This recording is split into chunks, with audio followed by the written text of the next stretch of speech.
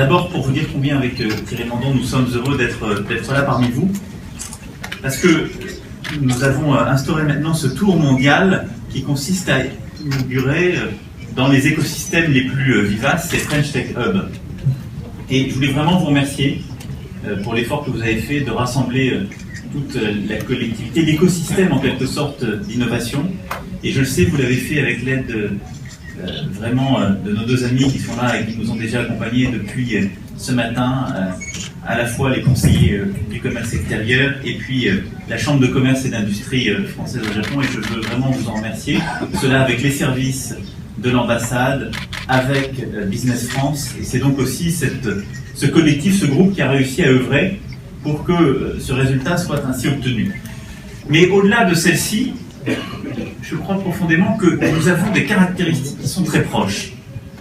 C'est-à-dire que la France et le Japon ont excellé dans des économies de grands projets et de rattrapage.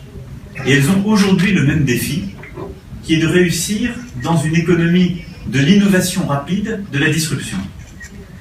Avec une chance qui sont des ingénieurs bien formés, des instituts de recherche et des universités fortes, et une vitalité entrepreneuriale de part et d'autre. Et enfin, des concitoyens qui aiment le changement, qui aiment l'innovation. Et quand on regarde les Français comme les Japonais, ce sont des marchés formidables pour qui innovent en matière d'usage comme de technologie. Et donc le défi qui est aujourd'hui le nôtre, c'est d'arriver à prendre notre part. Mais nous avons beaucoup de caractéristiques communes. Et je crois profondément que ces lieux où il y a vous, les entrepreneurs et les entrepreneuses, c'est-à-dire celles et ceux qui portent les startups, les changements, ceux qui essayent, ce sont les laboratoires de cette économie d'aujourd'hui et de demain. C'est une chance formidable pour nous. Parce que vous êtes là pour brutaliser, pour faire changer en profondeur ce qui sont parfois des paradoxes que nous partageons, je dois dire, entre la France et le Japon. Et j'en vois deux. Le premier, c'est que dans les deux cas, nous avons un paradoxe qui est parfois paralysant, je le répète souvent. En France, il est presque interdit de rater. L'échec est un stigmate absolument terrible. Qui tente et rate est stigmatisé à vie. On a commencé à procéder à quelques réformes, on a supprimé ce qui s'appelait l'indicateur 0,40 de la Banque de France, qui fait que quand quelqu'un a fait faillite une première fois, il était toute sa vie poursuivi en quelque sorte. Il ne pouvait plus réentreprendre. Ce qui n'avait pas de sens, puisque quelqu'un qui a échoué, c'est plus que l'autre. Et donc, nous sommes en train de progressivement changer les choses, mais s'il n'y a pas des femmes et des hommes qui essayent, même pour rater, personne ne bouge. Et puis, à côté de ça, on a une seconde caractéristique en France, c'est qu'on n'aime malgré tout pas celles et ceux qui réussissent trop bien. C'est assez rapidement suspect. Il faut réussir, mais pas trop. Et donc, il y a un paradoxe français qui est qu'en fait, on n'a ni le droit d'échouer vraiment, ni le droit de réussir complètement. Et ce sont les entrepreneurs et les entrepreneuses qui vont changer ça. Parce que ce sont des femmes et des hommes qui essayent beaucoup, parfois pour rater et repartir à cheval, et puis quelquefois pour réussir formidablement. Et par ces exemples, tirer tous les autres. Et je crois que notre économie, elle a besoin de ces échecs, et il faut leur laisser leur place.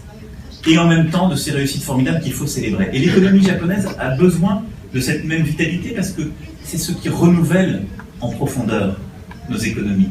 C'est ce qui fait que nous pouvons renouveler, et que lorsque je regarde de part et d'autre, nous avons beaucoup de grands groupes qui sont de formidables réussites, mais qui sont très anciens. Et qui parfois ne réussissent pas à prendre complètement le virage de cette nouvelle économie. Et donc on a besoin de cela. Et puis, la deuxième chose qui est le corrélat de cette idée, c'est que nous devons, de part et d'autre, prendre beaucoup plus de risques. Et ce sont des pépinières de risques, ces French Techers. Et il faut les voir comme ça. Et on doit prendre plus de risques à tous égards.